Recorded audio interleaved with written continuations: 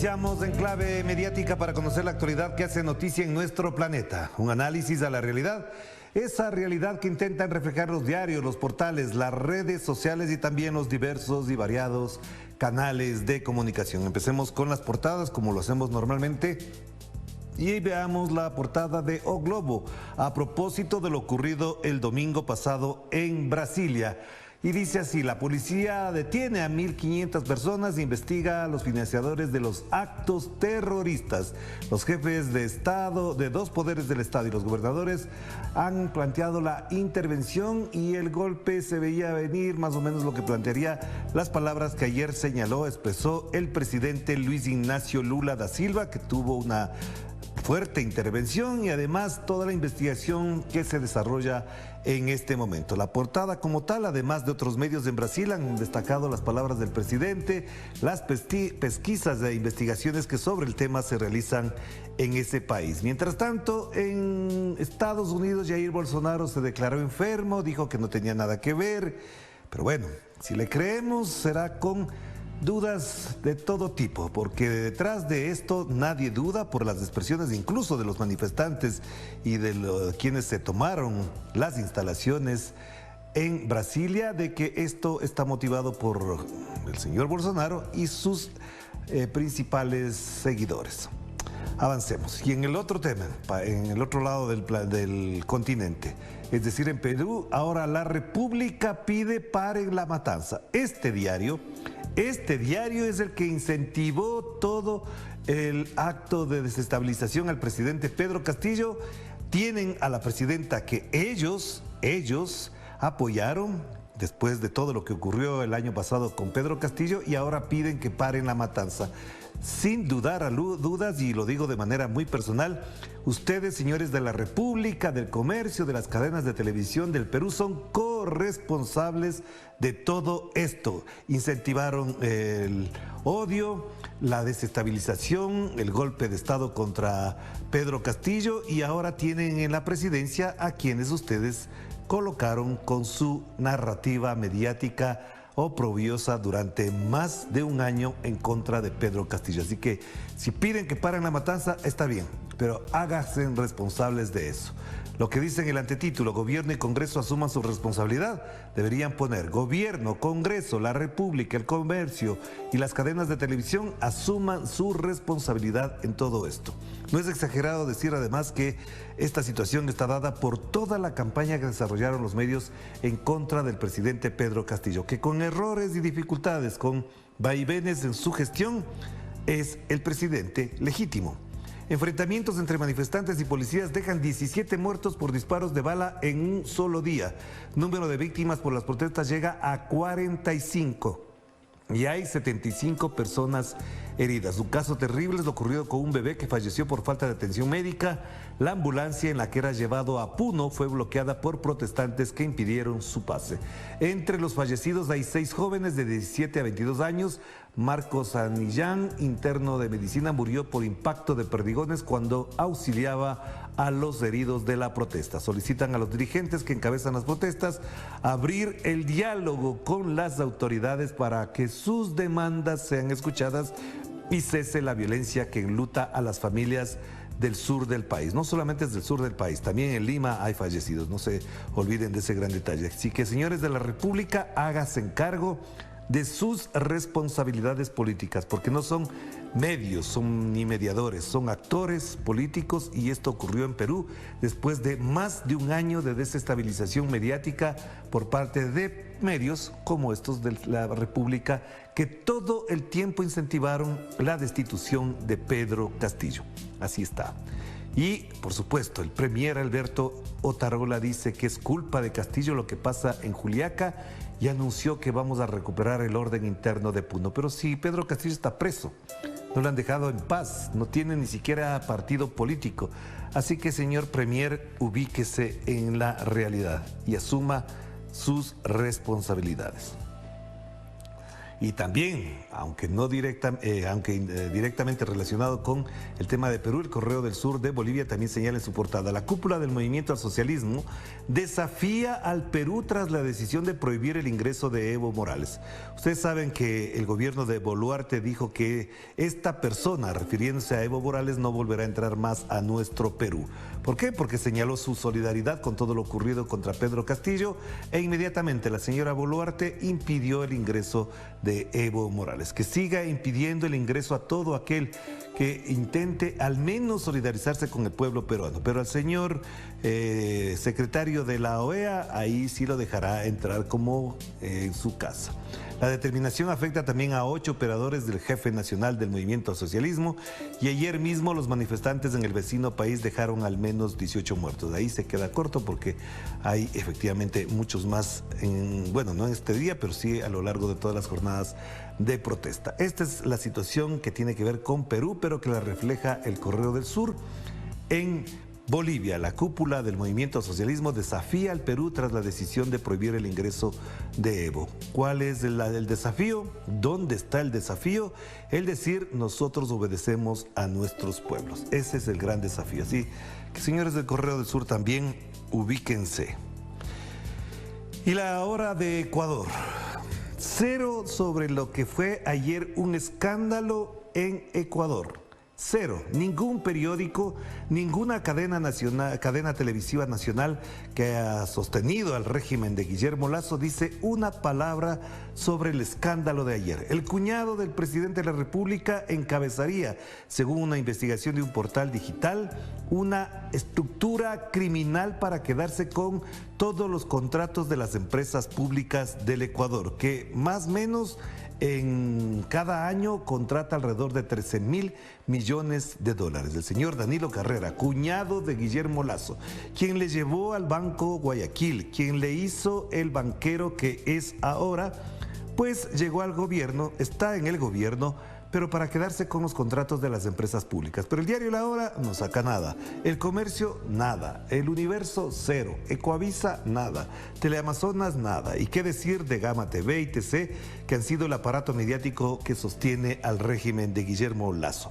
Cero, absolutamente nada. La Hora titula, para como lavarse la imagen: la salud sin receta contra la corrupción. Aunque el abastecimiento de medicinas supera el 75% a escala nacional, el país carece de un sistema de inventarios. Esto hace que la información sobre insumos de medicamentos entregados en hospitales públicos sea manipulable y permeable a los actos de corrupción. El gobierno ofrece un plan para marzo de este año. Para marzo de este año ofrece algo que ya existía en el Ecuador. Este plan, este sistema de inventarios ya existía en el Ecuador. ¿Qué hizo Guillermo Lasso y Lenín Moreno? Lo desbarataron. ¿Para qué? Para que el vicepresidente de la República, que es vinculado con los empresarios de la salud, pues tenga las posibilidades de ofrecer por fuera del sistema público medicinas a la población. Claro, a precios mucho más altos, porque en el sistema público no solamente que era gratis, sino que se ofrecía con regularidad a los enfermos, sobre todo a las personas de la tercera edad.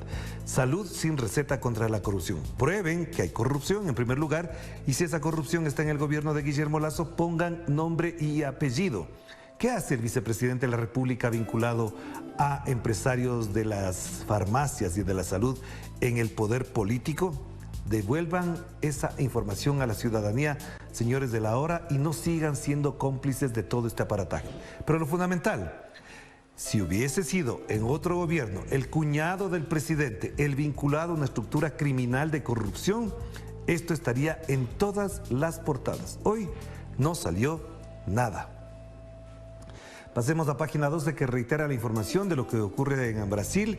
Controlado el intento de golpe, Lula salió fortalecido de la azonada mientras se desarman los campamentos de los bolsonaristas frente a los cuarteles.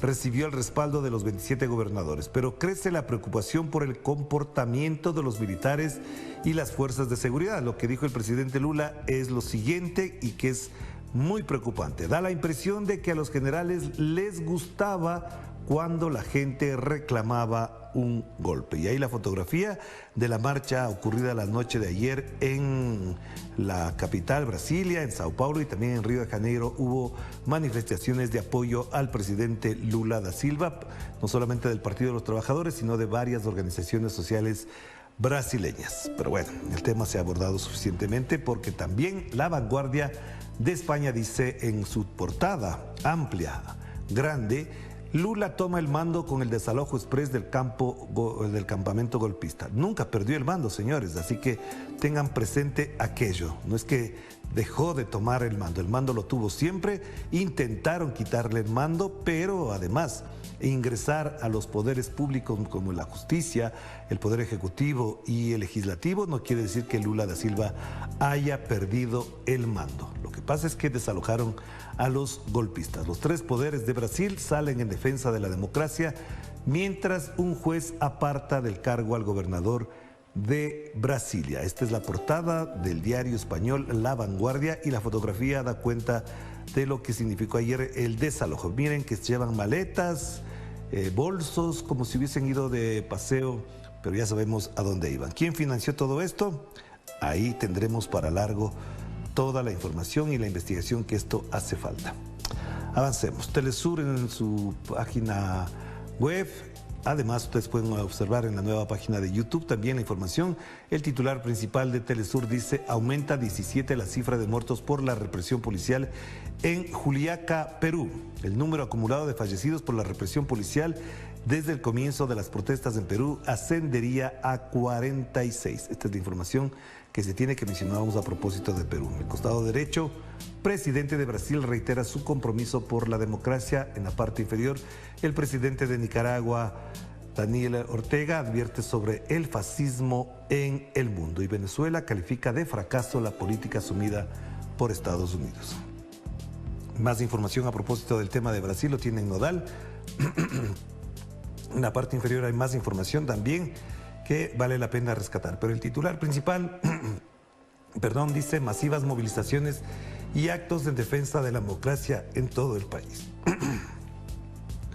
Brasil de Fato también, un portal importante de información, si usted quiere estar al tanto de lo que ocurre en Brasil, señala: no permitiremos que la democracia se nos escape de las manos, dice Lula ante los gobernadores en la reunión que fue cubierta por toda la prensa nacional e internacional afincada en Brasilia. Una importante intervención que vale la pena repetirse, los que ya la vieron y los que no la vieron también, para entender la postura del presidente y además algunos puntos de vista muy particulares sobre el rol de los militares ligados al señor Bolsonaro en eso. Y además, blanco de pedidos de juicio político, Evanés Rocha no apelará a remoción determinada. Esto es otro tema a propósito de los actos del Golfo. El gobernador fue destituido de su cargo por 90 días por su desempeño durante los actos golpistas, pero lo que piden es su destitución. France 24 también destaca: la institucionalidad de Brasil retorna a la normalidad, según el ministro de Justicia. Y aquí lo que ya mencionábamos: Perú prohíbe la entrada de su territorio a Evo Morales por intervención en sus asuntos políticos. Y cuando habla Biden y otros más sobre los temas de Perú, ahí sí no dicen absolutamente nada. Claro, es el imperio, es quien manda ahí. Hagamos la pausa. Enseguida volvemos con más de Enclave Mediática.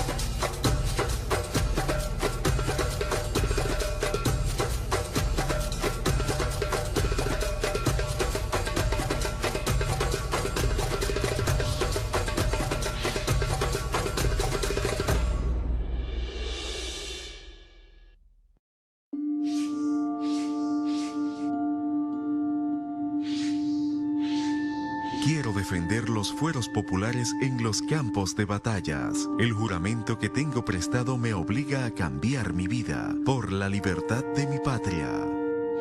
10 de enero de 1860, asesinan a Ezequiel Zamora. Desde el portal web europeo Dailymotion encuentras todo nuestro contenido en vivo, en español e inglés. Síguenos y mantente informado, porque Telesur siempre da más.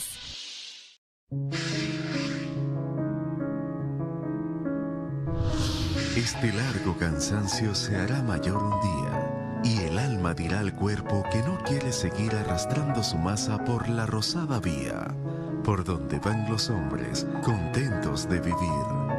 Sentirás que a tu lado cavan briosamente, que otra dormida llega a la quieta ciudad. Esperaré que me hayan cubierto totalmente, y después hablaremos por una eternidad. 10 de enero de 1957, fallece Gabriela Mistral.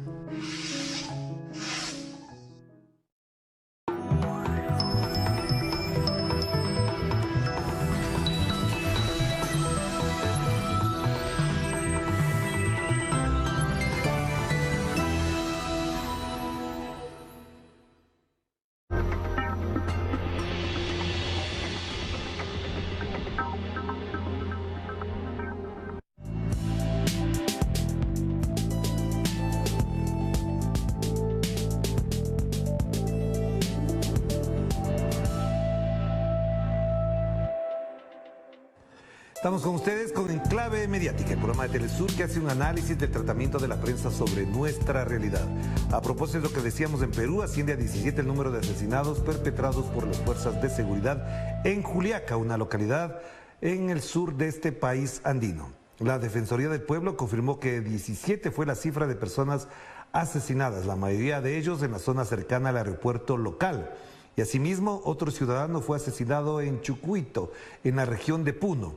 Diversos sectores de la sociedad civil han denunciado el uso de armas de fuego a manos de las fuerzas de seguridad durante las represiones que han dejado desde la destitución y detención del expresidente Pedro Castillo un total de 45 muertes según las cifras oficiales.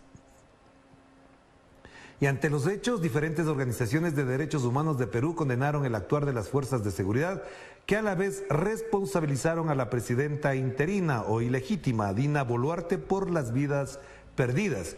A través de la red social Twitter, la Coordinadora Nacional de Derechos Humanos del Perú repudió la actuación de las fuerzas del orden de la presidenta Boluarte y sus ministros por ser responsables directos de la masacre de Juliaca, por lo que deberán responder ante la justicia. Por su parte, la organización Transparencia Perú compartió un comunicado en donde señala que es deber del Estado usar la fuerza de forma proporcionada y que lo contrario es una acción autoritaria que pone en grave riesgo la democracia y que no puede quedar impune. Además, exhorta a la presidenta y a su gabinete a asumir la responsabilidad política de la tragedia política ocurrida en Perú. En tanto, tras darse conocimiento de la masacre cometida en Juliaca, el ministro de Gobierno, Alberto Otarola, señaló que el gobierno se mantendrá en su postura represiva. El presidente del Consejo de Ministros salió con un tono poco conciliador y sin explicar qué ocurrió con los 17 asesinados en esta jornada. Aunque se esperaba su presencia, la presidenta de la República, Dina Boluarte, no se presentó ante las cámaras en el Palacio de Gobierno. Escuchemos al ministro de Gobierno ahí. Aquí nadie se va a correr. Aquí no vamos a permitir que esta sonada que pretenden hacer nuevamente contra Lima se haga efectiva en los próximos días, como lo han anunciado probablemente el 14. Y vamos a recuperar el orden interno en Puno. Tengan la plena seguridad de que lo vamos a hacer. Asonada contra Lima, escúchenlo bien. Asonada contra Lima, no es otra cosa para eso. Cuídense mucho porque Lima, por supuesto, está asediada. Da risa y hasta da vergüenza escuchar a estos personajes de la política peruana. Vamos a otro tema. El presidente de Venezuela, Nicolás Maduro, calificó de fracaso la política asumida por Estados Unidos contra Venezuela. Esto lo hizo durante el acto de notificación al Ejecutivo por el inicio del periodo de sesiones 2023-2024 de la Asamblea Nacional. El mandatario bolivariano instó al subsecretario estadounidense para Asuntos del Hemisferio Occidental, Brian Nichols, a que supere el desconocimiento del gobierno nacional y su estructura de poderes nacionales. Maduro recalcó que el pueblo venezolano sabe quién es el presidente de esa nación y que las personas que perdieron las sanciones mantienen las falsas instituciones para robarse los recursos del Estado en el exterior. Además, enfatizó que no volverán con las pretensiones imperiales de imponer instituciones paralelas contrarias al Estado de Derecho. Escuchémoslo. Que no vengan los que pidieron las sanciones, los que pidieron la agresión, los que aún mantienen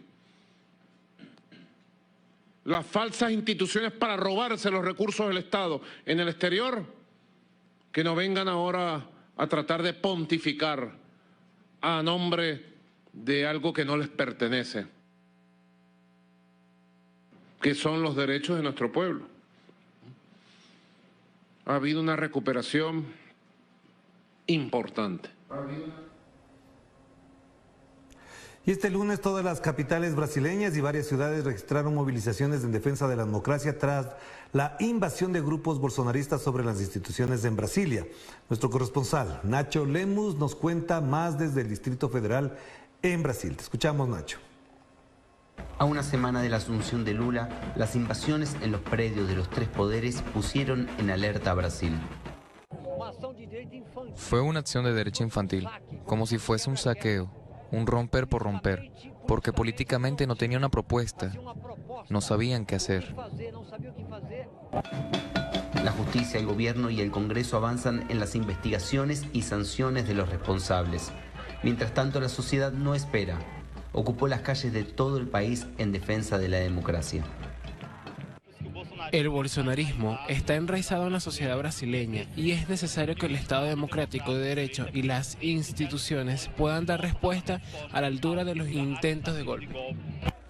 Brasilia nunca había visto escenas como las del domingo, tampoco la connivencia de las fuerzas de seguridad con los invasores. Fue muy grave. Exigimos que todos los que estuvieron vinculados sean responsabilizados, punidos y presos. El lunes, los manifestantes protestaron frente a la Casa del Gobierno del Distrito Federal. En el foco de las críticas están el gobernador de Brasilia, Ibanez Rocha, suspendido por 90 días en el marco de las investigaciones, y también el hasta el domingo secretario de Seguridad Pública, Anderson Torres, exministro de Bolsonaro.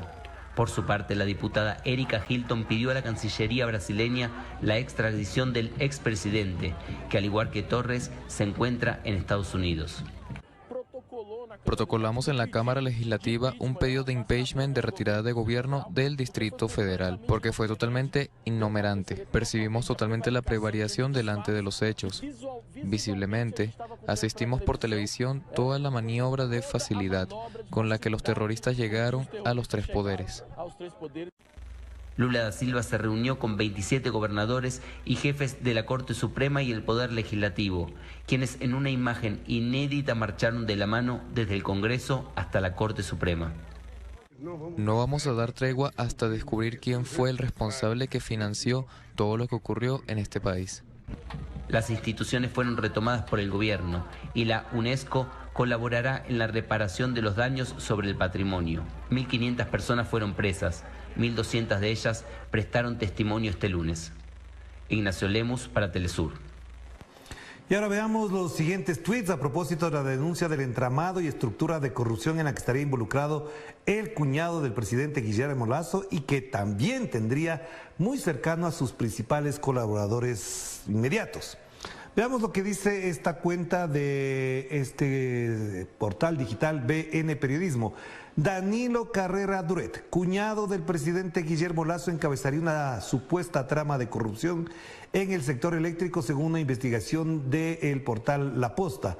Carrera estaría detrás de las operaciones de CENEL y CELEC, que son las corporaciones eléctricas del Ecuador, las más grandes, logrando nombramientos en el sector público. El cuñado de Guillermo Lasso en el esquema de corrupción en el sector eléctrico. Ahí está la imagen del señor, que ha sido calificado como el padrino, porque en las conversaciones, en los audios que se divulgaron el día de ayer, le decían el padrino para no identificar ni en los chats de WhatsApp ni en las llamadas telefónicas. Cuando hablaban de Carrera Duet, decían el padrino. Claro, el padrino porque está directamente relacionado con su cuñado, el actual presidente de la República. Y ahí se ve la trama. Atrás está una serie de nombres que, bueno, no valdría la pena ahora detenernos en aquello, pero el sistema está ahí. Y a propósito de esto, hay algo que es muy importante y que nos recuerda Andrés Arauz, ex candidato a la presidencia de la República. Danilo Carrera es el testaferro de Guillermo Lasso. Me olvidaba de mencionar este tema que es muy importante. Cualquiera que googlee Finansur, Positano, Berlín, Cambridge, Nora Malena, pero sobre todo Bonarco S.A., se dará cuenta. Esto amerita la aplicación inmediata del artículo 129, numeral 2 de la Constitución de la República, pero ya.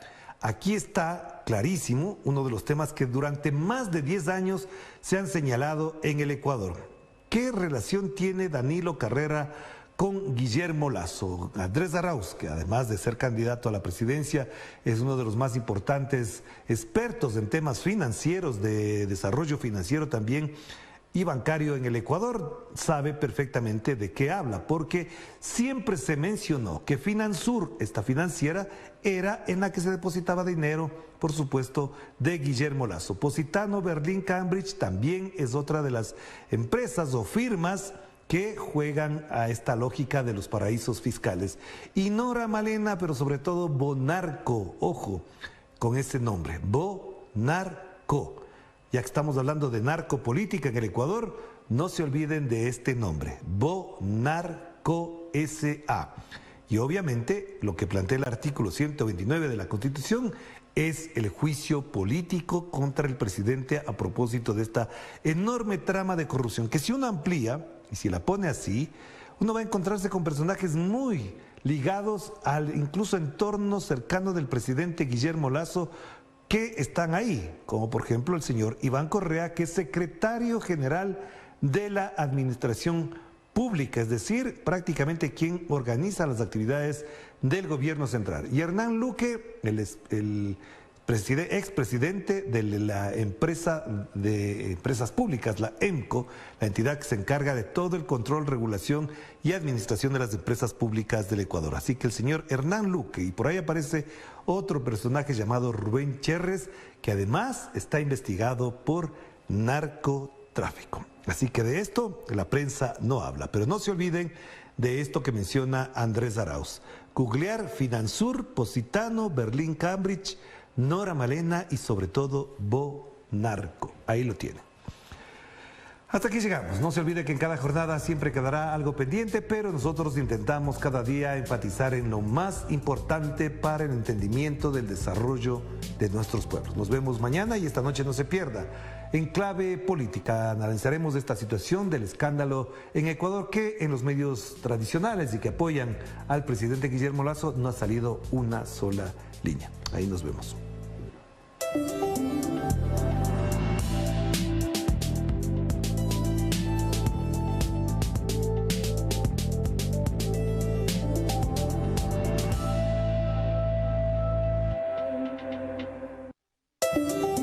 Sigue minuto a minuto nuestra programación, ahora disponible también en audio a través de nuestra página web.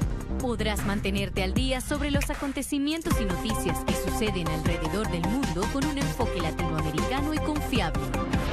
Telesur, la señal informativa de América Latina y el Caribe.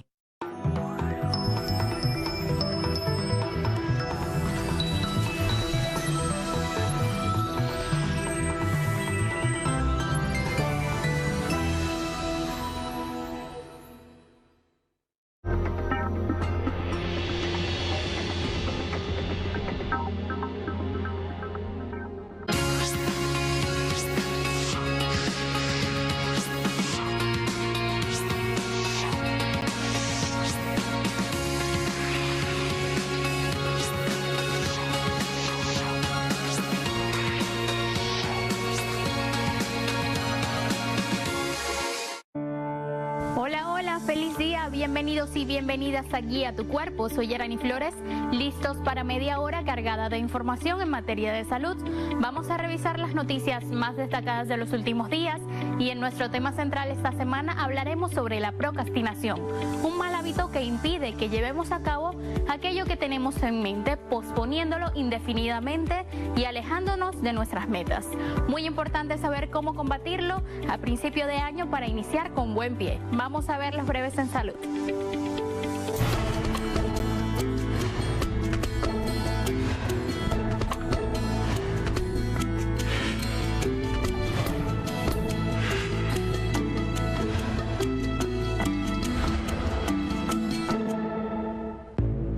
El sonambulismo es el trastorno del sueño más habitual en los niños entre 3 y 15 años. Estudios recalcan que entre un 15% y un 40% de la población infantil tiene estos episodios que suelen ser hereditarios y más comunes en las niñas. Para expertos en salud, se considera el sonambulismo como un proceso benigno que suele suceder de manera espontánea, aunque se puede mantener durante toda la infancia e incluso hasta la edad adulta. Durante el registro de la actividad cerebral en episodio de sonambulismo, no se ha comprobado que se produzca un despertar completo, aunque lo parezca. Por ende, aún así el niño o niña puede estar teniendo una buena calidad del sueño. Durante este trastorno del sueño se pueden presentar diferentes conductas mientras se duerme, sin ser totalmente conscientes de la situación, como levantarse de la cama, caminar, correr o incluso tareas más complejas, como abrir puertas cerradas con llave, sacar alimentos de la nevera, comer, bajar escaleras y salir de la casa. Durante ese tiempo el niño mantiene los ojos abiertos, puede murmurar o decir cosas carentes de sentido y resulta difícil despertarle. Además, raramente recuerda lo sucedido al día siguiente. Por ende, expertos aseguran que es conveniente no despertarles ni interactuar con ellos cuando se está en presencia de un episodio de sonambulismo. La población latina que vive en Estados Unidos denuncia toda una serie de desigualdades al momento de recibir atención médica, en especial aquellos que acuden por COVID-19, recalca un trabajo especial de la agencia china CCTV.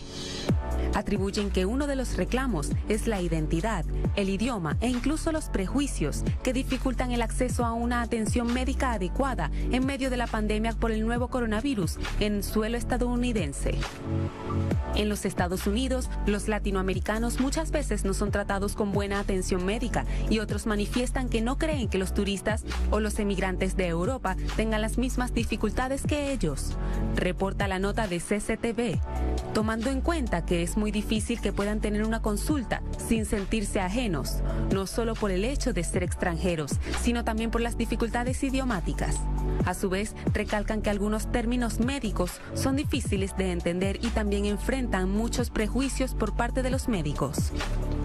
Detallan que el sistema de atención médica estadounidense establece muchas barreras para los latinoamericanos. El modelo clasifica en diferentes categorías como A, B y C. Por tanto, si eres ciudadano estadounidense, tu seguro médico será muy bueno, pero si no, no estás bien protegido, dejándolos aislados, indefensos y desesperados.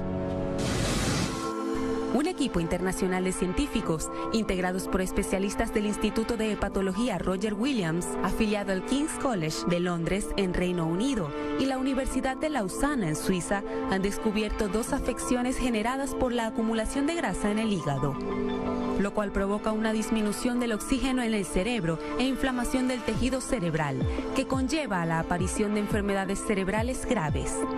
El estudio examinó el vínculo entre la enfermedad del hígado graso no alcohólico y la disfunción cerebral, que involucró la alimentación de ratones con 2 dietas diferentes.